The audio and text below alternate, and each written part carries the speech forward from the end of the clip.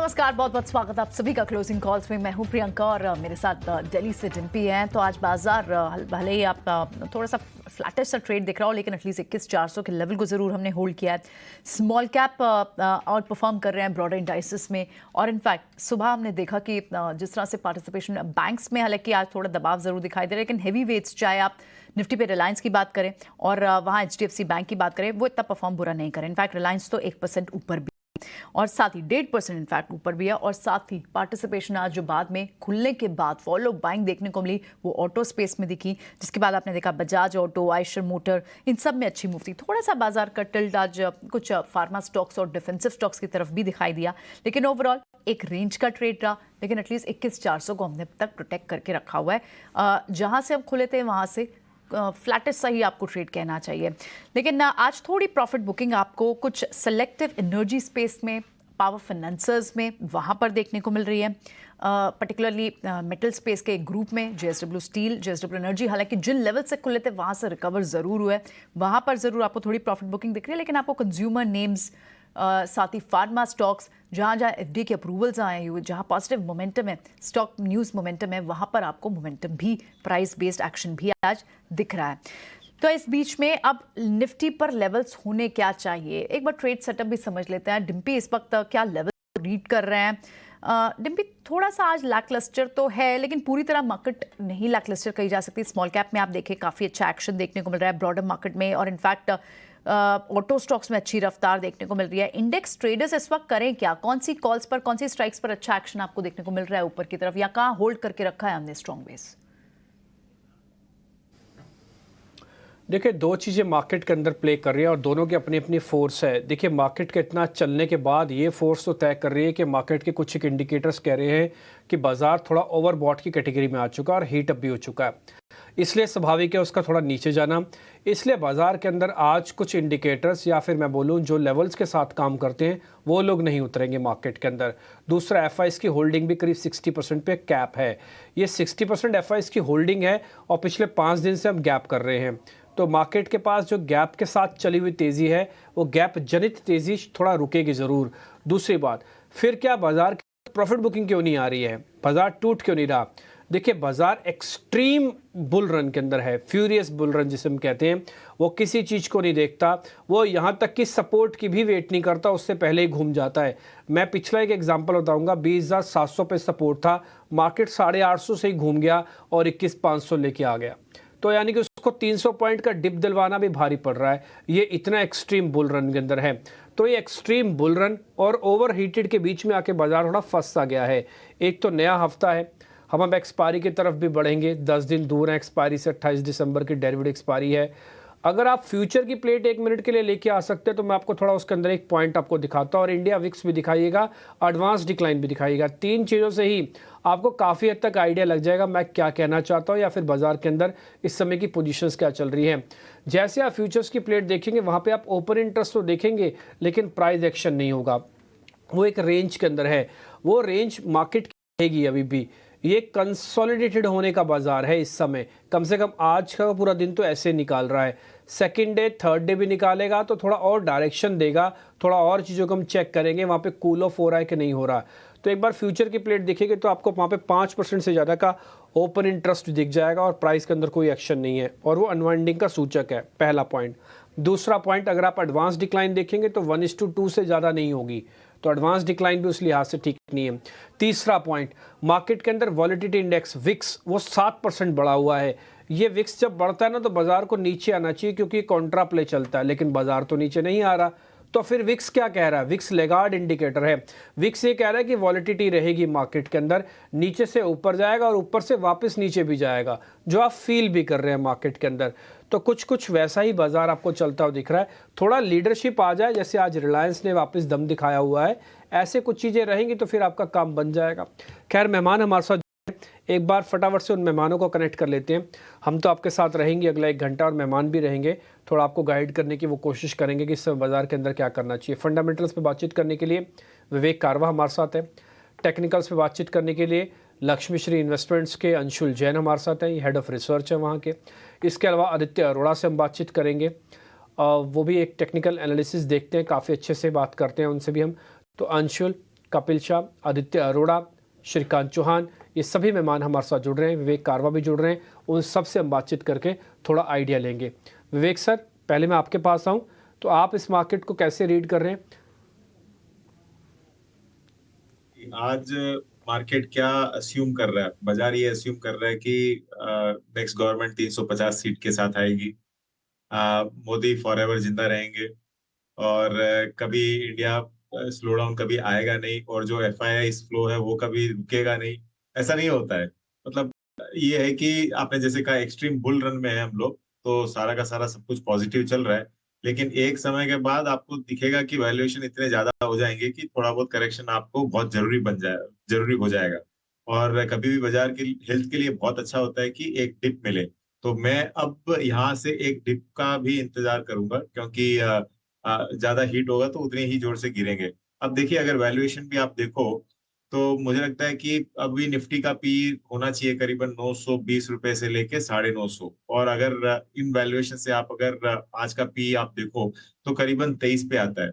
जो हिस्टोरिकली मतलब आज से 10 साल पहले जो पी हुआ करता था, नॉर्मल फेयर पी, हम लोग 17-18 देखते थे, लेकिन पिछले 3 साल में ये नॉर्मलाइज होके मतलब न्यू नॉर्मल हो गया, और ये हो गया करीबन 20-21। तो अगर 20-21 भी अगर मैं देखूं तो आज के दिन मार्केट ओवर वैल्यूएशन में चल रहा है, 23 पी के ऊपर चल रहा है। तो अच्छा मतलब फेयर वैल्यूएशन होगा करीबन 19,000 से लेके 20,000। अब ये कब आएगा ये मुझे मालूम नहीं है। या तो यहाँ से करेक्शन आना, या फिर टाइम करेक्शन होना, या फिर अर्निंग्स जो इस क्वार्टर दिसंबर क्वार्टर में आएंगे वो आपको एटलीस्ट 20% और ज्यादा दिखाए तो वैल्यूएशन फेयर बनेगा। अब इन तीन चीज में से क्या होगा ये नहीं मालूम, लेकिन हाँ कुछ तो होना ही पड़ेगा यहाँ से। क्या बात है विवेक, आपने तो इस तरह से आज बात की शुरुआत ये की जो FIs टिपिकली या फिर ओवरसीज फंड्स जो सोच के चलते हैं आगे के लिए, लेकिन अभी के लिए तो रियलिटी है, मानना ठीक है, ओवरहीट है, ओवरबॉट है, लेकिन स्ट्रेंथ बाजार में बनी हुई है। पुल बैक पे भी रीइनिशिएट लॉन्ग्स करने की बात की जा रही है। बस ध्यान आपको ये रखना है कि कब दोबारा री एंटर कब करना है, यानी कौन से डिप को फिर से बॉट करना है। अभी तो फिलहाल कोई डिप भी नहीं मिल पा रहा है। तो टेक्निकल लेवल्स इस वक्त होने क्या चाहिए, कौन सी कॉल्स होनी चाहिए, ये हमें हमारे टेक्निकल एक्सपर्ट्स बताएंगे। अंशुल जैन, आदित्य अरोड़ा और कपिल शाह हमारे साथ, और श्रीकांत चौहान भी हमारे साथ। 4 टेक्निकल एनालिस्ट हैं। एक बार क्विकली एक एक करके बात करते हैं। श्रीकांत के पास आई थिंक थोड़ी समय की कमी है, उनसे फटाफट कॉल्स ले लेते हैं, फिर Shrikant has to go also. Shrikant, morning, good afternoon. बताएं आपके आइडियाज क्या होंगे आज के, और इनफैक्ट एक बार बाजार पर आप लेवल्स पर भी एक बार आइडिया दें। या गुड आफ्टरनून। तो देखिए प्रियंका, अगर इस पर्टिकुलर मार्केट को देखें तो नो डाउट कि हमने in last 3 days of time एक स्पेक्टाकुलर रैली देखी है, और ऐसी ऐसी रैली हमने जो देखी है इसकी वजह से कई सारे जो वैल्यूएशन पैरामीटर्स होते हैं उसे मार्केट ने क्रॉस कर लिया है। बट बेस्ड ऑन टेक्निकल्स अगर आप देखें या बेस्ड ऑन एक्सटेंशंस अगर आप देखें तो मुझे लगता है कि मार्केट में 21,500 21,600 के करीब एक रेजिस्टेंस बना रहेगा। Even if you go through with the option statistics, तो वहां पे huge amount of call writing खड़ी है। तो 21,500 to 600 एक काफी स्ट्रॉन्ग हर्डल एरिया रहेगा। एट द सेम टाइम अगर मार्केट में कोई करेक्शन आता है तो मुझे लगता है कि ऑन इमीडिएट बेसिस 21,150 या 21,000 के करीब मार्केट में सपोर्ट है। तो currently there is a room for some more consolidation near term. अगर कोई करेक्शन आता है इट्स ओके, करेक्शन नहीं आता है तो then be more and more stock specific. Bank Nifty की बात करें, there also we are expecting 49,500 to let's say 50,000 maximum on the higher side. But if there is any correction, then close to 47,000 or 46,500, the bank nifty is having support. तो उन levels के करीब ही उसे खरीदना चाहिए। बट जैसे मैंने कहा, I think more than indices अगर आप स्टॉक्स पे फोकस करते हैं तो आई थिंक वो ज्यादा बेटर रहेगा। और इंडाइसिस के लिए let the market correct to some decent levels. All right, तो थोड़ा कंसोलिडेट, यानी एक टाइम वाइज करेक्शन जरूर दिख सकते हैं। प्राइस वाइज करेक्शन तो आपको बाजार में दिख नहीं रही। इनफैक्ट अक्टूबर लोज से यानी 18,800 के जो लोज देखते हैं, निफ्टी की बात करें वहां से लगभग 14% तो निफ्टी रिकवर हो चुका है। Bank small cap mid cap लगभग 20-20 23% तक रिकवर हो चुका है। लेकिन यहाँ बाजार थोड़ा वक्त बिता सकता है, इस पर बात हो रही है। इनफैक्ट एक बहुत इंटरेस्टिंग रिपोर्ट भी आई थिंक श्रीकांत ने निकाली है, उनके ट्रेड्स भी लें उससे पहले एक रिपोर्ट वो भी लेकर आएंगे, फिलहाल मेरे सामने नहीं है। लेकिन श्रीकांत, आपके लेवल्स क्या हैं? एक बार ये रिपोर्ट की बात हो रही है श्रीकांत, कोटक सिक्योरिटीज का जो आउटलुक 2024 के लिए base case, bull case. Base case देखिए 21,800, यानी यहाँ से भी 400 पॉइंट्स का अपसाइड, और साथ ही ये बात हम कर रहे हैं कि आगे 2024 इलेक्शन से पहले यानी अगले 6 मंथ्स तक के लिए एक व्यू बनाया अगर हम, तो बुल केस में 24,000 के पार आपको निफ्टी दिखता है, और अगर बियर केस यानी कोई बहुत ही एक्सट्रीम नेगेटिव सिचुएशन हो जाती है, कोई बहुत ही अनप्रिडिक्टेबल सिचुएशन हो जाती है, तो उस केस में भी 19,400 के पास के लेवल्स तक गिर सकता है बाजार। यानी डाउनसाइड काफी हद तक कैप्ड है, अपसाइड यहां से लगभग 20 से 25% की यहां से भी दिख रही है। तो ऐसे में इस रिपोर्ट के लेवल्स पर श्रीकांत, खैर ये तो थोड़े पोजिशनल टारगेट्स हो जाएंगे, आज के लिए आप ट्रेड्स कौन से में रेकमेंड कर रहे हैं? या बिल्कुल प्रियंका, तो ये जो टारगेट्स हमने दिए हैं वो बेस्ड ऑन फंडामेंटल्स है, और फंडामेंटल्स में होता है कि 1 ईयर फॉरवर्ड लुकिंग के बेसिस पे ईपीएस का कैलकुलेशन करें और उसे मल्टीपल्स के टाइम पे, यानी कि उसे मल्टीपल्स के बेसिस पे अगर आप वैल्यू करेंगे तो आपको पता चलेगा कि मार्केट 21,834 पे 18 टाइम्स पे ट्रेड करेगा इन द ईयर दिसंबर 2024। ये कैलकुलेशंस होते हैं। बट अगर इस पर्टिकुलर मार्केट में अगर कुछ और एफआई की अगर खरीदारी आ गई, जैसे कि अभी आपने देखा कि एसआईपी फ्लोस तो बिल्कुल चल रहे हैं, लेकिन अगर इसमें अगर एफआईज भी अगर ज्वाइन कर लेते हैं तो फिर क्या होगा, फिर हम 18 के मल्टीपल्स के कंपैरिजन में शायद हम 20 के मल्टीपल्स पे जाएंगे, वो बुल केस सिनेरियो बन जाएगा, और उस केस में हम मार्केट्स को 24,500 के करीब या 260 के करीब जो हमने टारगेट्स रखे बुल केस के, वो देख सकते हैं। बट अगर ये जो इंटरेस्ट रेट कट की जो बात चल रही है यूएस में, अगर ये और थोड़ी पॉज हो जाती है, ये अगर और थोड़ा लॉन्गर ड्यूरेशन अगर हो जाता है, उधर के नंबर्स अगर और भी अच्छे आते हैं, तो फिर क्या होगा कि इंटरेस्ट रेट शायद कट अभी नहीं होंगे, और इसी वजह से मार्केट में डिसअपॉइंटमेंट हो सकती है, और उस केस में शायद हम मार्केट 18,400 के करीब देख सकते हैं। तो ब्रॉडर पैटर्न तो मार्केट का यही दिखा रहा है कि बाय ऑन डिप्स की स्ट्रेटेजी रखें, स्टॉक स्पेसिफिक इन्वेस्टमेंट्स करते रहिए, और इस पर्टिकुलर मार्केट में आपको लार्ज कैप और मेगा कैप में ज्यादा रिटर्न्स नजर आ रहे हैं हमें। उसका रीजन ये है कि वो रीजनेबली वैल्यूड है। I mean to say mid cap and small cap companies are reasonably valued, but these large cap and mega cap companies, they are little bit better in terms of valuation. So अगर वो correction में अगर I mean to say इस level पे अगर खरीदना है तो रीजनेबल वैल्यूएशन से थोड़ा नीचे, यानी कि थोड़ी चीप वैल्यूएशंस में लार्ज कैप और मेगा कैप कंपनीज मिल रही। ओके, ऑल राइट, ठीक है श्रीकांत, बहुत बहुत शुक्रिया आज समय देने के लिए, आपकी इस रिपोर्ट पर अपना व्यू बताने के लिए, अपने बुल के सिनेरियो और साथ ही बेस के सिनेरियो बताने के लिए बहुत बहुत शुक्रिया। चलिए अब बात करते हैं आज के ट्रेड्स की। हमारा पैनल पूरा तैयार है, हमारे साथ अंशुल जैन, आदित्य और कपिल शाह बने हुए हैं। आइए इनसे बात करते हैं। Good afternoon to all of you. Kapil, quickly आज के ट्रेड्स बताएं। मार्केट का बेसिकली आप देख रहे हैं कि पॉजिटिव मोमेंटम में तो रहा हुआ, जब तक इसके सपोर्ट लेवल ब्रीच नहीं होते तब तक पॉजिटिव व्यू ही रखेंगे। और जैसे ही हम एक स्ट्रेंथ की एनालिसिस करते हैं, वहां पे हमने आज के दिन में देखा कि जो कैपिटल गुड के स्टॉक्स है वो काफी अच्छे मूव कर रहे हैं। एबीबी ने बहुत टाइम पहले हमने इनिशिएट किया था, उसका टारगेट अचीव हो गया। फिर से मैं इसको दोबारा इनिशिएट करना चाहूंगा यहाँ पे, क्योंकि उसके जो पीयर कंपनीज है सीमेंस एंड थर्मेक्स, वो काफी पॉजिटिव मोमेंटम है। इसमें एक पॉजिटिव मोमेंटम ड्यू है वैसा मुझे लग रहा है। तो एबीबी 4,900 के लेवल पे यहाँ पे बाय बनता है, 4,800 का स्टॉप लॉस रहेगा, और ऊपर में टारगेट हमें 5,200 के दिखने मिल सकते हैं। दूसरा स्टॉक मेरा फार्मा के स्पेस से रहेगा, क्योंकि काफी दिनों के बाद में फार्मा सेक्टर्स में एक पॉजिटिव मोमेंटम हमें देखने मिली हुई है। और इसके साथ में भी ग्रेन्यूल्स एक स्टॉक है, जो जब भी फार्मा सेक्टर्स चल नहीं रहा था तभी स्लो एंड स्टडी ग्रेन्यूल्स में हमें मोमेंटम दिखते आ रहे थे। तो ग्रेन्यूल्स 403 के लेवल पे हमारा बाई का व्यू बनता है, 380 का स्टॉप लॉस रहेगा, और ऊपर में 440 के अपसाइड पोटेंशियल रहेंगे जी। साथ ही आपने लिया एबीबी। आज कैपिटल गुड्स में जो लार्ज कैप कैपिटल गुड्स हैं, जो हेवी वेट्स हैं, उनमें एक अच्छी मूव दिख भी रही है। थर्मेक्स पर एक रिपोर्ट आई है, सीमेंट्स, इनफैक्ट उसके तो एनर्जी बिजनेस के डीमर्जर की बात है, जिसके बाद आप सडन मूव देख रहे हैं। और अब एबीबी पर भी कपिल के बेट्स यहाँ दिख रहे हैं। और साथ ही दूसरा स्टॉक केमिकल स्पेस से ग्रैन्यूल्स। छोटे से ब्रेक के लिए रुक रहे हैं, जल्द वापस हाजिर होंगे। अंशुल की और आदित्य की भी ट्रेडिंग आइडियाज लेंगे, कहीं मत जाएगा।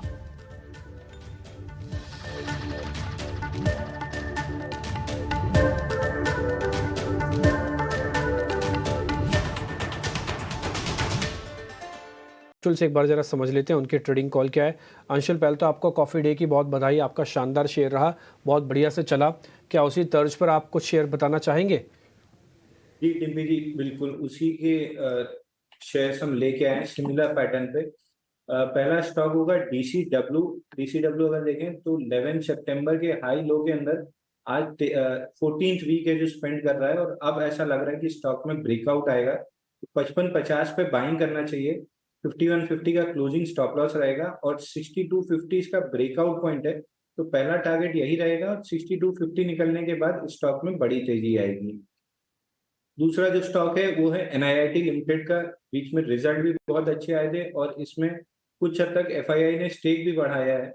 इसमें भी 11 सितंबर के हाई लो के अंदर 14 वीक स्पेंड हो रहा है और करंट वीक में फ्राइडे को जब लास्ट क्लोज हुआ था तो वॉल्यूम राइज था 670% 50 डे मूविंग एवरेज के अगेंस्ट। तो यहाँ भी राउंड ऑफ बाइंग देखने के लिए मिल रही है। तो अगला स्टॉक NIIT होगा। 119 रुपए में बाई करना चाहिए। 105 का क्लोजिंग स्टॉप लॉस होगा और 150 रुपए का टारगेट होगा।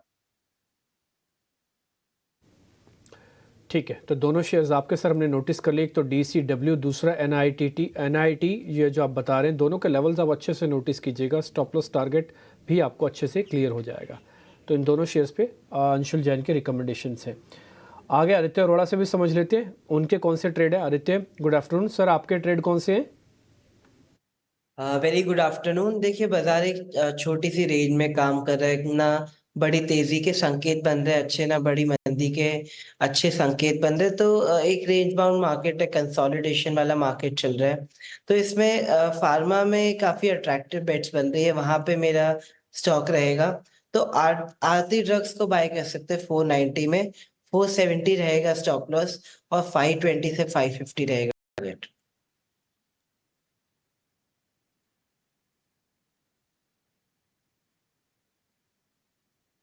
ठीक है, आरती ड्रग्स आज हमने सुबह भी आपको बताया था और इस कॉल को लेकर हमने सुबह भी आपसे हमने बात रखी थी कि ये शेयर हमें काफ़ी ठीक लग रहा है और शेयर के अंदर काफ़ी स्ट्रेंथ आ सकती है। आप इसको थोड़ा लॉन्ग भी करके रखें।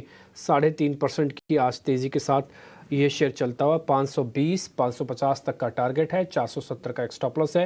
ये आदित्य की तरफ से। आदित्य, एक ही ट्रेड है ना आपका, और तो नहीं है ना कोई? अगर है तो बताओ फिर। हाँ जी, एक ही ट्रेड है। बाजार शांत है, हम भी शांत है, अच्छे मौके का इंतजार कर रहे हैं। ठीक है, बिल्कुल सर। नहीं, बिल्कुल मौके का इंतज़ार करना चाहिए। मेरा तो खुद भी मानना है कि कम सौदे लो लेकिन ऐसे डंके के चोट पे लो कि आपको ज़्यादा पैसा भी ना फंसे और प्रॉफिट भी अच्छा आए। बहुत बढ़िया। आदित्य की तरफ से आरती ड्रग्स, अंशुल की तरफ से DSW और NIIT। कपिल ने भी अपने ट्रेड आपको नोटिस करवा दिए। अब जरा एक ऑप्शंस का सौदा ले लेते हैं और उसके बाद फिर हम और चर्चा को आगे बढ़ाएंगे। खुशबू और हमारे साथ जुड़ रहे हैं एक ऑप्शंस का ट्रेड के लिए। ऑप्शंस का चैंपियन लेके आई स्क्रीन पर।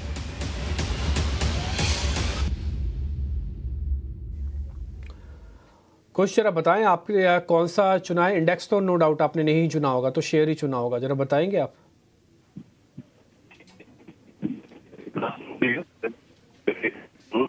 हमने आज जो स्टॉक चुना है वो है BEL। 170 का रेजिस्टेंस था यहाँ।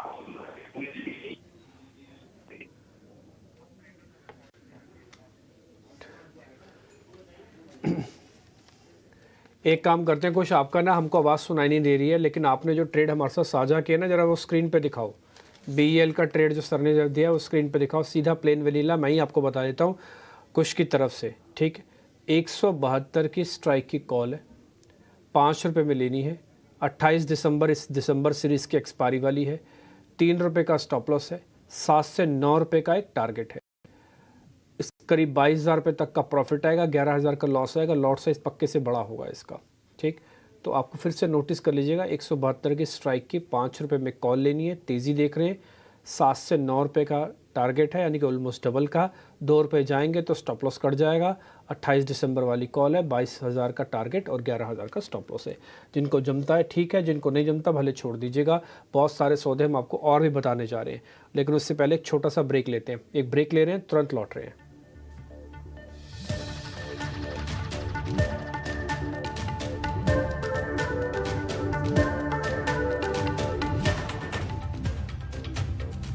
अब देख रहे हैं क्लोजिंग कॉल्स और अब चले कुछ और स्टॉक्स पिक करते हैं जहां अच्छा ट्रेड आज दिखा और आगे मोमेंटम क्या बना रह सकता है। एसएक्स स्टॉक स्पाइस जेट है और इसके पीछे एक खबर है। समीर हमारी रिसर्च टीम से लेकर आए हैं, हमारे इन हाउस टीम से एक खबर की एक्सक्लूसिव सोर्सेज से उन्हें जानकारी मिली है और स्पाइस जेट 3.0 की तैयारी भी हो रही है। स्पाइस जेट ने एयरलाइंस में उसको एक्वायर करने की दिलचस्पी दिखाई है और साथ ही बात कुछ फंड रेजिंग की भी आ रही है। एक बार समीर से समझ लेते हैं सारा मैटर क्या है। और आप स्टॉक को देख भी रहे हैं, 7% की तेजी के साथ इस वक्त ट्रेड कर रहा है। कितना और दम, पोटेंशियल कितना और दिखता है ऊपर जाने का, ये सब डिस्कस करेंगे। पहले समीर से पूरी खबर समझते हैं। समीर।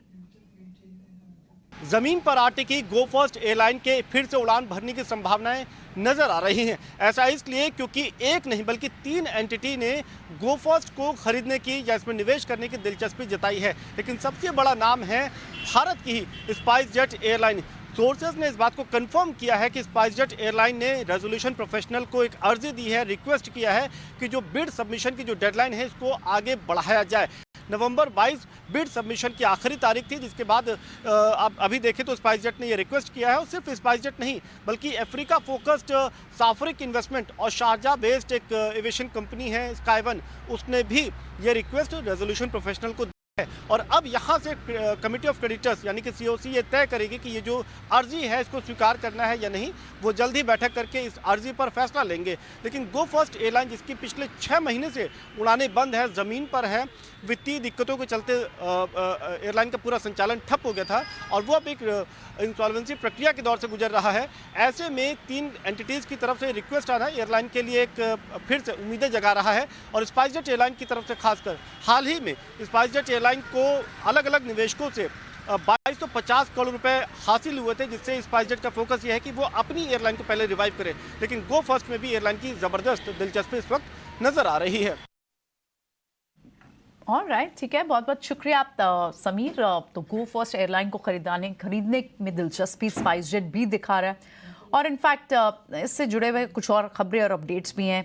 जो पहले आए थे स्पाइस जेट 3.0 की भी तैयारी कर रहा है, कुछ फंड इन्फ्यूजन भी किया जा सकता है। तो लगातार इन सब के चलते स्पाइस जेट सुर्खियों में भी है और आज देख रहे हैं अच्छी खासी तेजी भी है, सर्किट पे इनफैक्ट ट्रेड कर रहा है। लेकिन कुछ और स्टॉक्स जिनमें अच्छा अभी भी मोमेंटम दिख रहा है, जिनके फ्यूचर्स में भी आपको मोमेंटम दिख रहा है जिन स्टॉक्स के, तो क्या वो गेनर हो सकते हैं आगे के लिए? मेटल स्टॉक्स में से कुछ स्टॉक्स को डिस्कस करते हैं और साथ ही एक और स्टॉक IRCTC 13% की तेजी आज है।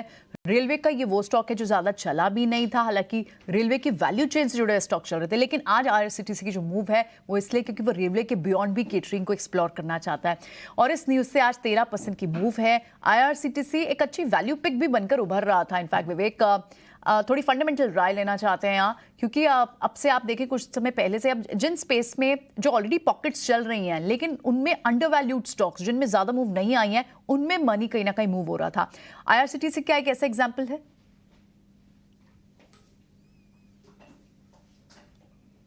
विवेक, सॉरी मेरे से बात ओके। देखिए इनफैक्ट ये एक और शो पे बात भी हुई थी जब मैंने कहा था कि रेलवे स्पेस में थोड़ा सा स्लो डाउन आ सकता है क्योंकि इलेक्शंस है अगले साल और जितने भी रेलवे स्टॉक्स है सारे के सारे मल्टीबैगर्स बन चुके हैं, लेकिन इस स्पेस में खाली एक अंडर वैल्यूएशन दिख रहा था तो वो IRCTC दिख रहा था। तो कंपनी खाली टिकटिंग के अलावा बाकी डोमेन्स में भी एक्सप्लोर कर रही है। रनअप अभी तक आया नहीं है और इलेक्शन हो नहीं हो उसका IRCTC को कोई ज्यादा फर्क नहीं पड़ने वाला क्योंकि ट्रैवलिंग एज सच जारी रहेगा। तो मुझे लगता है कि ये एक बेस्ट बेट है 1000 रुपए के लिए। आप अगर यहाँ पे भी लो तो मैं बहुत कंफर्टेबल हूँ IRCTC में कंपेयर टू और कोई भी रेलवे स्टॉक। काफी गैप की गुंजाइश है, तो 1000 रुपए तक का एक यहाँ पर लेवल देखते हैं, तक की तेजी यानी 120 रुपए तक की तेजी आप IRCTC पे देखते हैं। एक पोजिशनल व्यू बनाकर चलना होगा, विवेक की राय रहेगी। कुछ और स्टॉक्स की बात भी करें उससे पहले शरद के पास आज का खास स्टॉक जहां पर खबर गर्म है।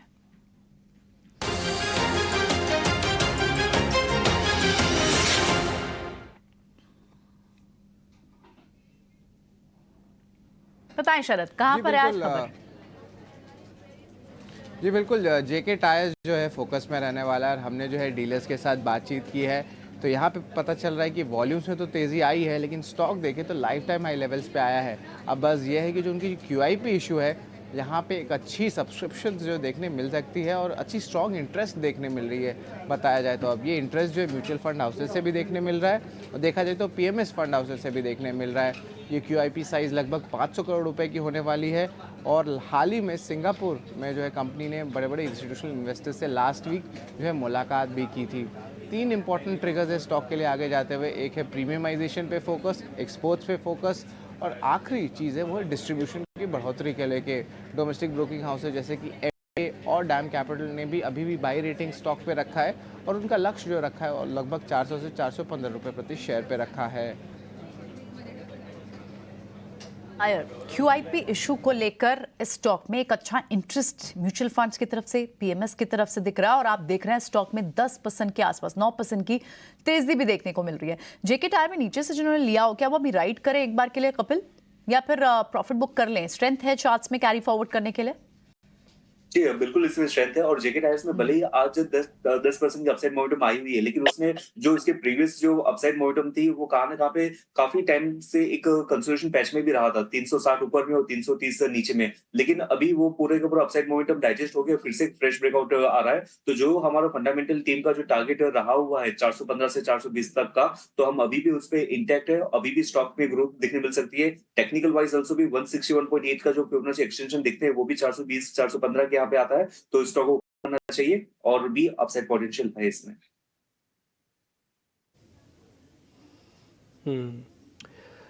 अंशुल, कुछ दिन पहले हमने आपके सामने एक शेयर रखा था, शायद आप ही थे जिनसे हमने पता किया था, वो था सुबेक्स लिमिटेड। करीब 35-36 रुपए के आसपास का शेयर होगा, थोड़ा साइडवेज हुआ, फिर आज फिर से चल रहा है। और पिछले अगर आप 3 दिन का या 3 वीक का वॉल्यूम देखेंगे ना, तो वॉल्यूम एक्स्ट्रॉर्डनरी है सुबेक्स, ये 8.5% है। इसका वॉल्यूम वाला आ सकता है चार्ट आपके पास? अगर आपके पास आ सकता है उसको ज़रा ट्राई कीजिए। नीचे ना वॉल्यूम की बार्स भी बनी आती है, या तो खाली वॉल्यूम का ही होगा। ज़रा एक बार ज़रा लेके आइएगा, ये 7 डेज़ में वॉल्यूम डालिएगा। हाँ अंशुल, एक बार ज़रा चेक करके बताइए, जिनके पास पोजीशंस आ गई है थोड़ा होल्ड करके बैठे, और जिनके पास पोजीशंस नहीं आई है वो भी ले लें। रिस्क रिवॉर्ड ठीक है क्या? मैं स्टॉप लॉस एक आपसे पता करना चाहता हूँ, क्या स्टॉप लॉस हम इसमें 32-33 का रखें? जी डिम्पी जी, एक स्टॉक हमने डिस्कस किया था सतलज टेक्सटाइल, ये बिल्कुल वही पैटर्न है और वॉल्यूम पैटर्न भी पूरे बेस के अंदर वही है। राइट साइड अब आ चुका है और ब्रेकआउट की बिल्कुल on the verge of breakout है। 7 दिन के जो आप वॉल्यूम बोल रहे हैं उसमें 3 दिन ऐसे रहे जब 550% से ज्यादा वॉल्यूम रहा है अगेंस्ट 50 डे मूविंग एवरेज, तो स्टॉक में अच्छी बाइंग हुई है। अब इसमें मोमेंटम आएगा जब ये 38.75 का अपना ब्रेकआउट लेवल पार कर लेगा। ये लेवल पार करते से 15 से 20% की इमीडिएट मूव आएगी। एक माइनर रेजिस्टेंस इसमें 48 पे आएगा, बट इवेंचुअली 52 तक का टारगेट रहेगा। सतलज के और इसके चार्ट को कंपेयर करेंगे तो एग्जैक्टली सेम पैटर्न की फॉर्मेशन। आप कह रहे हैं कि 38-70 के आसपास का एक बार ब्रेकआउट और आ जाए तो और फ़ायदा होगा। अब ऑलमोस्ट 30 के आसपास तो चल ही रहा है, देखते हैं कल और परसों में सुबेक्स और कितना चलता है। हमारे को जो हमने वॉल्यूम बार आपको दिखाया था ना, वही अपने आप में सफिशेंट है और पैटर्न बहुत ही ब्यूटीफुल है, लंबा कंसोलिडेशन और शेयर चलने को तैयार है। और आपको अंशुल ने बता भी दिया। एक सीमेंट कंपनीज आप नीचे देख पा रहे थे, अभी टिकर टीम वापस चलाएगी वो जरा सीमेंट कंपनी की। सभी सीमेंट कंपनीज, खासकर मिड कैप कैटेगरी जो सीमेंट है, डेक्कन है, ककातिया सीमेंट्स है, ये सब में वॉल्यूम के साथ खरीदारी हो रही है। मेरे पास तो कोई जानकारी नहीं है। विवेक सर, ये सीमेंट कंपनीज पे अभी भी बुलिश हो सकते हैं क्या? और इसमें तो प्रोडक्शन और कैपेसिटी के हिसाब से बैलेंस शीट का भी फ़र्क है, ज्योग्राफिकल एरिया तो है ही है, वो तो ईस्ट वेस्ट साउथ में तो बटी हुई है सारी कंपनियां, लेकिन प्रोडक्शन और कैपेसिटी के हिसाब से भी दोनों में फ़र्क बहुत बड़ा बड़ा है। तो क्या छोटी कंपनीज में जाए या फिर बड़े में ही ट्रस्ट करेगा, सीमेंट को ध्यान देना है तो? डिम्पी जी, इनफैक्ट सीमेंट एक बहुत रीजनल बिजनेस हो गया है और मेरे हिसाब से साउथ की जो सीमेंट कंपनीज है वो बहुत बढ़िया कर रही है। इनफैक्ट आपको अगर सीमेंट में इन्वेस्ट करना हो, तो अगर बड़ी कंपनीज में करना हो, तो मुझे लगता है कि आज भी एसीसी और अंबुजा काफी वैल्यूएशन वाइज अच्छा लग रहा है, क्योंकि जो अडानी का सागा था वो ऑलमोस्ट खत्म हो गया है और ये स्टॉक्स पिटे थे। तो कंपैरेटिवली आप अगर देखो, चाहे वो मीडियम लेवल सीमेंट कंपनी हो या फिर लार्ज कैप हो, तो इन दो कंपनीज का वैल्यूएशन मुझे अभी भी अच्छा लगता है। और अगर आप थोड़ी सी छोटे रूप में जाओ, मतलब छोटी साइज में जाओ, तो एक केसीपी करके एक साउथ बेस्ड कंपनी है, हमारे यहीं की है, ये भी मुझे बहुत अच्छी लग रही है। मतलब इमीडिएटली बाई की सलाह नहीं दूंगा, क्योंकि अभी थोड़ी देर पहले जैसे मैंने भी कहा कि वैल्यूएशन थोड़ा सा कॉस्टली लग रहा है बाजार में, लेकिन कोई भी अगर टिप मिलता है तो आपको केसीपी को भी देखना चाहिए।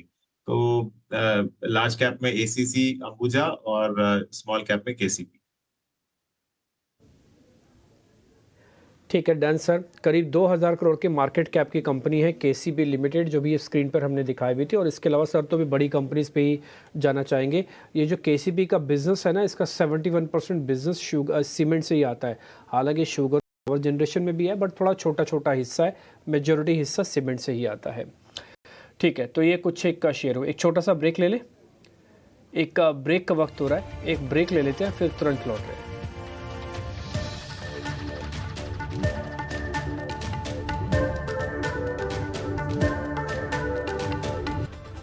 ब्रेक के बाद एक बार फिर आपका स्वागत है। अब कुछ BTST ट्रेड्स की भी बात करते हैं। आदित्य, लास्ट वीक आपसे जब बात भी हो रही थी तो लग भी रहा था कि मेटल्स अंडर परफॉर्मर रहे हैं और इनफैक्ट IT मेटल दोनों चले। और मेटल्स में अगर आप अभी भी देखें फ्यूचर्स के कई काउंटर जिनमें तेजी है, चाहे हिंद कॉपर जैसे स्टॉक्स हो, नैल्को जैसे स्टॉक्स हो, तो एल्यूमिनियम काउंटर्स हो, चाहे स्टील काउंटर्स हो, मूव अच्छी है। यहाँ से कैरी फॉरवर्ड ट्रेड्स कौन कौन से होंगे मेटल्स में?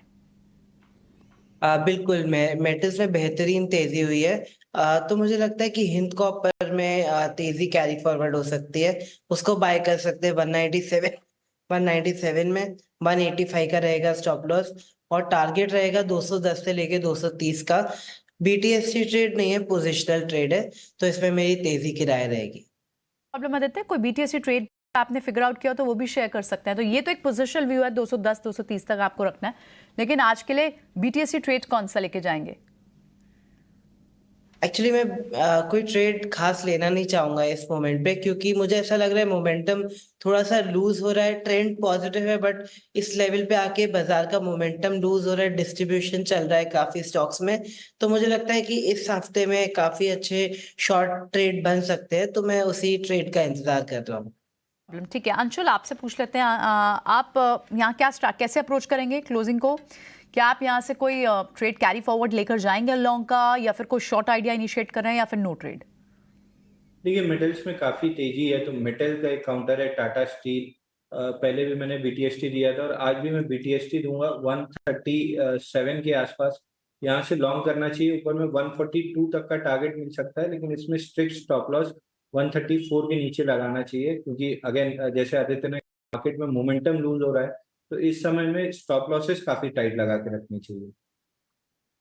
तो BTST तो है, लेकिन स्टॉप लॉस की सख्त कॉशियसनेस के साथ आप BTST ट्रेड को लेकर जाएं टाटा स्टील में। कपिल, आपकी क्या स्ट्रैटेजी होगी? जी, मैंने यहाँ पे 3 फैक्टर को देख के एक व्यू बना रहा हूँ। तो लेट्स से कि आज के दिन पर बड़ी मार्केट जहाँ पे प्रेशर में है, तो फार्मा सेक्टर्स में थोड़ी सी हमें चाल दिखने मिलती है। और नॉर्मली ऐसा होता है कि जब भी मार्केट ओवर एक्सटेंड हो जाता है और जब भी रेंज बाउंड मोमेंटम में आता है, तभी आपके फार्मा स्टॉक्स निखर के बाहर आते हैं। और सेकंडली मैं देख रहा हूँ कि आज MNC स्टॉक्स काफी कूल एंड कंपोज्ड वे में अपना ऑल टाइम हाई बना रहे हैं और काफी अच्छा सा उसमें ब्रेकआउट भी देखने मिला हुआ है। तो MNC और फार्मा सेक्टर का मैं कॉम्बिनेशन करता हूँ, तो यहाँ पे मुझे Pfizer देखने मिलता है। और Pfizer ने स्टॉक का काफी अच्छा लॉन्ग कंसोलिडेशन पैच के बाद में आज फिर से एक ब्रेकआउट मुझे देखने मिला हुआ है। स्टॉक प्राइस में बहुत चल गया है, वैसा भी नहीं है, तो रिस्क और रेशियो यहाँ पे थोड़ा सा कंफर्ट में रहेगा। तो 4240 के लेवल पे यहाँ पे चल रहा है, तो 2 पॉइंट का हम स्टॉप लॉस ले सकते हैं। और ऊपर में कहाँ न कहाँ हमें 4500 से 500 तक की एक अपसाइड मोमेंटम देखने मिल सकती है।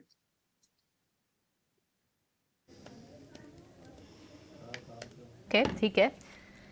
तो कुछ ट्रेड्स जो हमने यहाँ पर ऑफ कोर्स यहाँ कपिल, आदित्य और हमें अंशुल ने आइडेंटिफाई कराया, उसमें मेटल्स तो दिख रहा है और साथ ही कुछ फार्मा स्टॉक्स जहाँ पर आपको मूव अच्छी दिख रहे हैं, लेकिन एट द सेम टाइम थोड़ी कॉशियसनेस के साथ आपको ट्रेड करना होगा, क्योंकि बाजार में डिस्ट्रीब्यूशन भी दिख रहा है। तो जो जहाँ पर अच्छी तेजी बनी हुई है आदित्य, कौन कौन से हैं स्पेसेस जहाँ पर आप प्रॉफिट बुकिंग की भी सलाह देंगे?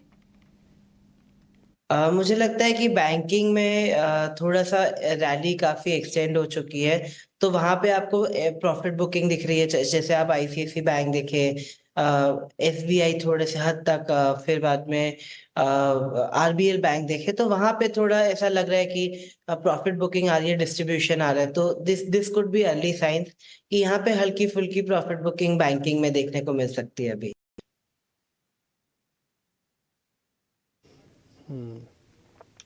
आदित्य, BKT शॉर्ट करके जाओगे आप, या BKT को कोई पुट प्लस करोगे? इसकी बालकृष्ण के नाम से है कंपनी, टायर कंपनी है BKT। Just a second, Balkrishna हाँ, इंडस्ट्रीज। मुझे लगता है ये शॉर्ट कैंडिडेट बन सकता है। इसको इसका 2600 का पुट खरीदा जा सकता है या 2550 का पुट खरीदा जा सकता है, और स्टॉप लॉस लगाना चाहिए लेवल बेस 2600। अंटिल स्टॉक 2600 के नीचे स्टॉक में थोड़ी सी वीकनेस दिख रही है, आगे जाके ज्यादा क्रैक्स भी आ सकते हैं। ठीक है, आ सकते हैं क्रैक। तो ठीक है, थोड़ा आप पहले शॉर्ट करें ना करें, आपको ऐसा लग रहा है कि हम एक्सट्रीम बुल रन में हमको शॉर्ट नहीं करना चाहिए, मत करो। लॉन्ग भी मत करो, उसके लिए भी रुक जाओ। फिर एक काम और करो, जरा 48,000 की पुट करवाता हूँ मैं अंशुल जैन से। अंशुल, बैंक निफ्टी की 20 तारीख, आज है 18 तारीख, ये भी ख़त्म। 19 और 20 अगले 48 घंटे के लिए 48,000 की पुट जिसकी कीमत 300 रुपये है, जरा सामने आ सकती है तो ज़रा दिखा दीजिए डायरेक्टर साहब। नहीं आ सकते तो मैं रेट बता देता हूँ। 300 रुपये चल रही है, क्या इसको प्लस करें? क्या मैं थोड़ा हेज भी करूँगा इसलिए मैं ले रहा हूँ। ये 348,000 की पुट 300 रुपए में प्लस कर सकते हैं। पूरा दिन एक रेंज में चला है, 318 ऊपर में था और 240 नीचे में। फैग एंड आते आते यहाँ से ब्रेकआउट करने की कोशिश कर रहा है, तो जरूर इसको लॉन्ग कर सकते हैं, बट बिना हेज के लॉन्ग करना सही नहीं रहेगा। तो सामने कोई ना कोई हेज लेके जाना चाहिए। उन्हीं लोगों के लिए सौदा है जिनके पास ऑलरेडी लॉन्ग की पोजीशंस खड़ी हैं। जिनके पास लॉन्ग की पोजीशंस नहीं खड़ी उनके लिए नहीं। ये 28 तारीख वाली है, इसको मत फायर करो तो कन्फ्यूजन हो जाएगा। ये 28 दिसंबर देखो ऊपर लिखा हुआ है, मेरे को 20 तारीख वाली चाहिए थी। कोई बात नहीं, छोड़ दो आप। लेकिन 300 वाली चीज़ 315 हो गई, जाते ये काम कर रही है अपना। और आज मार्केट की जो क्लोजिंग हो रही है ना, वो सपोर्ट पे हो रही है। अमूमन क्या होता था, क्लोज होता था रेजिस्टेंस पे, आज सपोर्ट पे हो रहा है। कैसे, मैं आपको बताता हूँ। देखो 47,800 पहला सपोर्ट एरिया है बैंक निफ्टी का। स्क्रीन पे दिखाओ। हाँ, ये वाली कॉल, यस दिस वाली, ये बैंक निफ्टी 47,600 के आपने पुट कर दी फायर। बट ठीक है, कोई बात नहीं। अभी इसको आज से बाहर आ जाओ आप 1 मिनट के लिए। जरा बैंक निफ्टी दिखाओ आप। 47,800 एक पहला सपोर्ट है। निफ्टी का सपोर्ट क्या है, 21,300 200 वाला एक एरिया है। तो मार्केट आज अपने रेजिस्टेंसेस को छोड़ के सपोर्ट पे टिकाने की कोशिश कर रहा है। ये फर्स्ट साइन होता है कि फटीग का, थकावट का। दूसरा, विक्स थोड़ा बढ़ा हुआ है, ठीक। तीसरा, मार्केट का लीडरशिप चाहिए और चर्निंग चाहिए। ये एक लीडर से आप बहुत दिनों तक नहीं चलाएंगे बाजार को।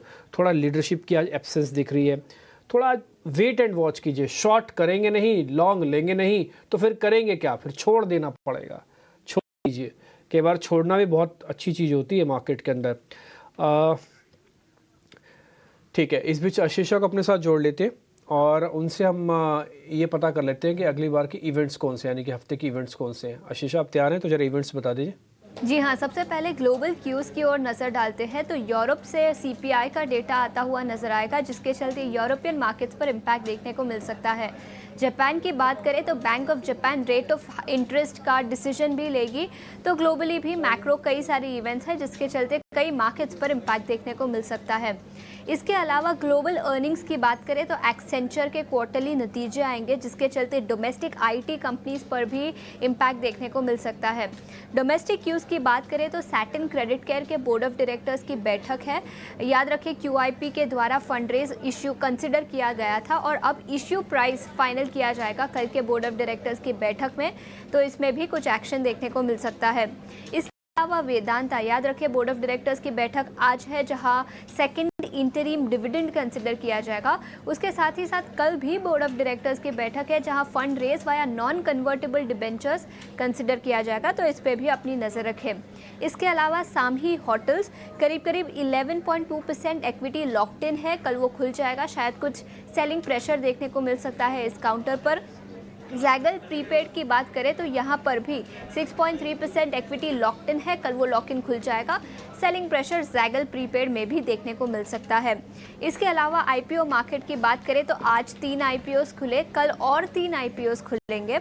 हैप्पी फॉर्जिंग्स, आरबीजेड ज्वेलर्स और क्रेडो ब्रांड्स मार्केटिंग, ये 3 आईपीओ है जो खुलेंगे। 19 दिसंबर से 21 दिसंबर तक ये 3 आईपीओस खुले रहेंगे। इसके अलावा बाकी इवेंट्स की बात करें तो आईपीएल ऑक्शन 2024 आईपीएल का ऑक्शंस कल होगा। और इसके अलावा G7 फाइनेंस मिनिस्टर्स और सेंट्रल बैंक गवर्नर्स एक वर्चुअल मीटिंग कंडक्ट करेंगे। तो यहाँ से भी कुछ मैक्रो डेटा और कुछ interest rate environment related data आता हुआ नजर आ सकता है, जिसके चलते दोनों ही इंडियन और ग्लोबल मार्केट्स पर इम्पैक्ट देखने को मिलेगा। साथ ही मैक्रो फ्रंट पे कुछ नंबर्स बताएं। एक्सेंचर के नंबर्स आएंगे कल, यानी उससे पहले अच्छी खासी वॉलेटाइल मूव रह सकती है। इनफैक्ट एक डायरेक्शन मिल सकती है आईटी स्टॉक्स को, जहां से जिनमें लास्ट वीक ही मोमेंटम शुरू हो गया था। कोई आईटी स्टॉक यहां पर रडार पर रखना चाहिए क्या आयुष? आदित्य, देखिए आईटी स्टॉक्स में मुझे टीसीएस का पैटर्न्स अच्छे लग रहे हैं। बट थोड़ा नजरिया लंबा रखना पड़ेगा क्योंकि सेकेंड हाफ ऑफ दिसंबर थोड़ा सा प्रॉफिट बुकिंग भरा हो सकता है। बट अगर 2 महीने का नजरिया बना है तो मुझे लगता है कि TCS बाय कर सकते हैं 3856 में। स्टॉप लॉस रहेगा 3700 और टारगेट रहेगा 4100। would like to congratulate Kapil also. Kapil ने आई थिंक 2 वीक्स पहले हमारे शो पर ही बताया था कि IT सेक्टर जो है वो कहीं ना कहीं एक ब्रेकआउट दे रहा है पूरा सेक्टर ही, और उसके बाद हमने चाल आते हुए देखी भी थी। कपिल, IT को stock in view of Accenture के नंबर्स आने हैं, कुछ भी आ सकता है, वी डोंट नो, बट फिर भी जहां आपको स्ट्रेंथ अच्छी दिखती हो, BTST ट्रेड दिख रहा हो जो BTST मींस बेसिकली पिछले 2 या 3 दिन में कोई किसी भी इंडेक्स का 7 से 8% बढ़ना वो काफी बड़ा मूव होता है एज अ इंडेक्स स्पेसिफिक। तो मुझे लग रहा है कि जो ब्लू चिप्स कंपनी चले हुए हैं तो थोड़ा सा राउंड ऑफ प्रॉफिट बुकिंग आ सकता है, लेकिन हमारा अगर नजरिया काफी बड़ा होता है तो जो भी कुछ बीच में इंटरमीडिएट डिक्लाइनिंग मोमेंटम आती है तो मैं मानता हूं कि यहाँ पे बाई की अपॉर्चुनिटी देखने मिल रही है। और मैं यहाँ पे इन्फोसिस पे थोड़ा सा एम्फेसाइज करने चाहूंगा क्योंकि 20 साल के हमने एक डेटा एनालिसिस किया था, तो 20 साल में इसके जब भी RSI ओवरसोल्ड में आ गई है तो हमने एक रोबस्ट रिटर्न यहाँ पे देखने मिले हुए हैं। तो डिप्स जहाँ पे आती है तो इन्फोसिस है, TCS है, HCL टेक है, ये 3 प्रमुख नाम है जहाँ पे हम एक्शन कर सकते हैं। निफ्टी IT के वैल्यूएशन में हमें दिखा रहे हैं जो 7 इयर्स का एवरेज है उसको आप देखें 20.9 और इस वक्त 12 मंथ फॉरवर्ड भी उससे ऊपर चल रहा है। हालांकि बहुत पिटे हुए बॉटम आउट हो चुके हैं स्टॉक्स, इनमें कई तरह की बात है, लेकिन अभी फिलहाल एक सेट ऑफ प्रॉफिट बुकिंग अगर आपको आती दिखती है तो लार्ज कैप IT जिसमें कुछ स्टॉक्स हमारे एक्सपर्ट्स भी इंडिकेट कर रहे हैं, आप उन्हें बाय जरूर कर सकते हैं। और देखा जाए तो अभी इनमें काफ़ी गैप दिखता है। ऑल टाइम हाई से आप विप्रो जैसे स्टॉक्स को देखें 65% दूर है। इन्फोसिस मिड कैप IT में तो चला ही नहीं, मिड कैप IT के कई सारे स्टॉक्स चले, लेकिन एज कंपेरेटिवली रिलेटिवली वहाँ पर काफ़ी सारी मूव आनी बाकी है। इन्फोसिस जैसे स्टॉक्स में 24% तक की मूव आनी बाकी है। ऑल टाइम हाई से अभी भी 20-22% नीचे चल रहे हैं, तो इस स्पेस पर एक नज़र तो बनाकर रखनी चाहिए। लेकिन आज ओवरऑल बाजार में थोड़ा सा कंसोलिडेशन का ट्रेंड जरूर दिख रहा है। और इनफैक्ट एक और stock quickly, satin credit care, ये स्टॉक ने भी अच्छी वेल्थ क्रिएट करके दी है। क्या अंशुल आप इसे ऐड करेंगे? यहाँ पर एक फंड रेजिंग को लेके कल बोर्ड बैठक आ सकती है, क्या ये ट्रेड जिस पर नजर रखनी चाहिए?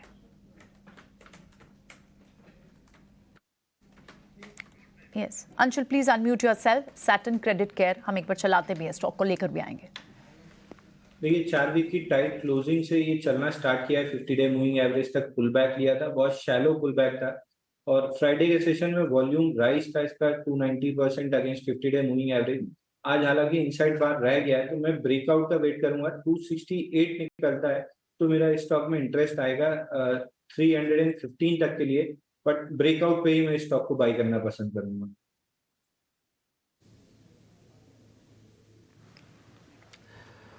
तो ज़बरदस्त तेज़ी के बाद आज मार्केट का फर्स्ट वीक के अंदर आज कंसोलिडेशन का निकल गया। बैंक निफ्टी आज कंसोलिडेट करते हुए दिखे। 300 पॉइंट की गिरावट कुछ ज़्यादा तो नहीं होती है, बट फिर भी आप इसको कंसीडर ज़रूर कीजिएगा। सुबह भी हम आपके सामने ये बात रख रहे थे कि जो नए वाले लोग उनके लिए आना भी थोड़ा ठीक नहीं है। पुराने वालों को छोड़ना नहीं है, उनको जाना नहीं है, और नए वालों को भी आना नहीं है। थोड़ा वेट करो। ये बाज़ार क्या ना थोड़ा फंस गया है ओवर हीटिंग और अपने बुल रन के अंदर, इसलिए थोड़ा सा एक तो गिरे, दोनों की पावर बराबर हो जाएगी तो फिर कैसे चलेगा काम। तो एक को तो टिल्ट होना होगा ना, तभी तो पानी एक जगह से दूसरी जगह जाएगा, नहीं तो समान मात्रा में तो पानी कहीं नहीं जाएगा। ये लिक्विडिटी होती है मार्केट की, बस और कुछ नहीं। खैर बाज़ार आज बंद हुआ और इस बीच 1243 शेयर आपको स्क्रीन पर दिख रहे होंगे जो आज एडवांसेस के साथ बंद हो रहे हैं। 1068 शेयर आज डिक्लाइन में है। आज एडवांस डिक्लाइन उतनी ख़राब नहीं हुई, भले आपको दिख रहा होगा निफ्टी बैंक नीचे है, निफ्टी नीचे है, वजह कुछ बड़े शेयर्स के अंदर प्रॉफिट बुकिंग आज आपको सामने होते हुए दिख रही है। ओवरऑल मार्केट की पिक्चर ठीक है, ओवरऑल में कोई दिक्कत नहीं है। नहीं तो ये एडवांस डिक्लाइन ना कुछ ऐसे होता कि 1500 शेयर डिक्लाइंस में होते और 700-800 शेयर्स आपको एडवांसेस में होते, तो ये फ़र्क आपको दिखता। खैर एनी हाउ इंडेक्स थोड़ा बड़ा हुआ है तो ये इंडिया विक्स वॉलेटिलिटी का सूचक है, ये थोड़ी वॉलेटिलिटी देगा बाजार को और देनी भी चाहिए, तो ये अच्छा साइन है। बस मार्केट अपने रिदम को थोड़ा ठीक करे। और ये आप देखेंगे 5.5% सुबह ही चल गया था, उसके बाद से गिरा ही नहीं दिन भर में, और मार्केट में भी कोई बड़ा मूव नहीं आया, तो इस सेकेंड डे के लिए आपको प्रिपेयर करके गया। थर्ड पॉइंट है थोड़ा चर्निंग और होगी, सेक्टोरल चर्निंग भी होगी, स्टॉक्स चर्निंग भी होगी, वो सब होगी। आप अपनी स्क्रीन पर उनको भी एंजॉय कीजिएगा और ज़रूर देखिएगा। थोड़ा वेट एंड वॉच कीजिए। ज़्यादा बड़ा वॉल्यूम ना तो बाय का ना ही इस समय शॉर्ट का करना है। और आपको थोड़ा वेट करना है। अभी थोड़ा जब आपको अपॉर्चुनिटी आ जाएगी फिर ज़रूर आइएगा आप बाज़ार के अंदर। 28 तारीख की डेरिवेटिव एक्सपायरी है, ऑलरेडी आज 18 तारीख निपट चुकी है, तो थोड़ा एक्सपायरी की तरफ भी बढ़ेंगे तो कई बार प्रेशर आ जाता है। 45 अंकों की गिरावट के साथ निफ्टी बंद हुआ और सेंसेक्स करीब 200 पॉइंट और बैंक निफ्टी भी करीब 300 पॉइंट के आसपास की गिरावट के साथ बंद हुआ है। बहुत शुक्रिया अंशुल आपका आज कार्यक्रम में जुड़ने के लिए। कपिल आपका भी बहुत शुक्रिया। आदित्य आपका शुक्रिया। Vivek sir thank you very much, आज आपने टाइम निकाला, बहुत बहुत शुक्रिया आपका। मेरे को और प्रियंका को आप इजाज़त दे सकते हैं। अगला कार्यक्रम यानी कि कल की तैयारी वो मनीष जी आपको करवाने वाले हैं और वो मेरे साथ जुड़ भी चुके हैं। मनीष जी कल की तैयारी के लिए बताइए। धन्यवाद डिम्पी। जैसा कि आपने बताया कि पूरे दिन जो है बाजार एक दायरे में रह गया। निफ्टी का मैं दायरा देख रहा था, आज जो खुला 21,434 पे है, बंद हुआ 21,411 पे, यानी पूरा दिन इसने जो है ना 23 अंकों के दायरे में घुमा दिया। बाजार अगर ओपन और क्लोज को लेते हैं तो बैंक निफ्टी में कम 200 अंकों का ही देखने को मिला है। लेकिन कई सारे स्टॉक्स हैं डिम्पी जिसमें कि आज के ट्रेड में एक अच्छी रैली देखी है और जो दर्शक हैं वो इन्हीं तमाम शेयरों पे अपनी राय जानने की कोशिश कर रहे हैं। वो जानना चाहते हैं कि अब इन शेयरों में क्या करें। तो कल की तैयारी में इन्हीं तमाम शेयरों पर चर्चा होगी और ये चर्चा होगी कल के लिए निफ्टी का क्या दायरा हो सकता है और कौन सी खबरें होंगी जिस पर आपको नजर रखनी चाहिए। एक छोटे से ब्रेक के बाद कल की तैयारी।